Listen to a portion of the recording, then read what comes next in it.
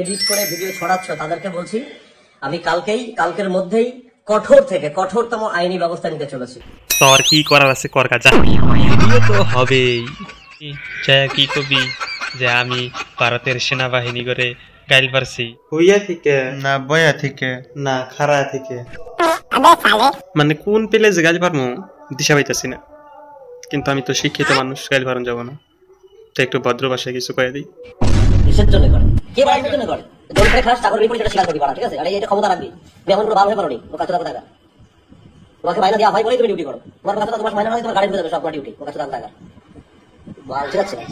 যেটা ভালোবাসা চলতে তাহলে টাকা নেওয়ার দরকার নেই, তাহলে ভালোবাসা যেমন থাকে। চলুন শুরু করা যাক।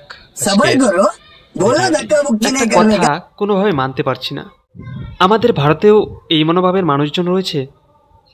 অন্য দেশের শাসকরা পর্যন্ত বলে, অন্য দেশের প্রধানমন্ত্রীরা পর্যন্ত বলে, যদি ভারতের ডিফেন্স সিস্টেম অথবা আর্মিরা যদি আমাদের কাছে থাকতো তাহলে পুরো পৃথিবী জয় করতাম।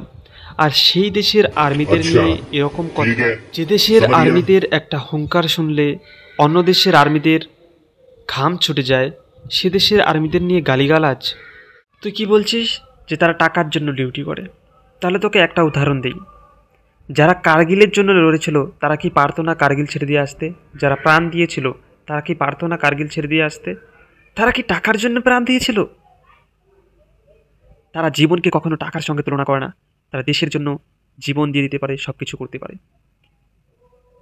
টাকার থেকে কি পরিবার দামি? তারা পরিবার ছেড়ে দিয়ে বর্ডারে পড়ে থাকে, তারা পরিবার ছেড়ে দিয়ে দেশের জন্য লড়তে সবসময় আর্মি ক্যাম্পে পড়ে থাকে।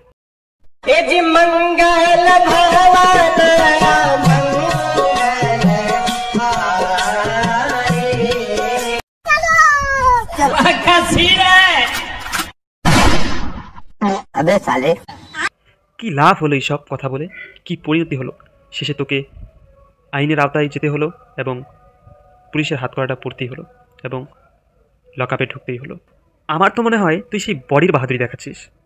আমার যা মনে হয় তুই আমাদের দেশের একজন ডিফেন্স বা আর্মির সামনেই টিকতে পারবি না।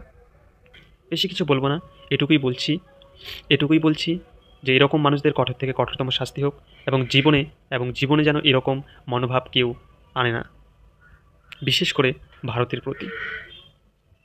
ভারত জিন্দাবাদ, হিন্দুস্তান জিন্দাবাদ।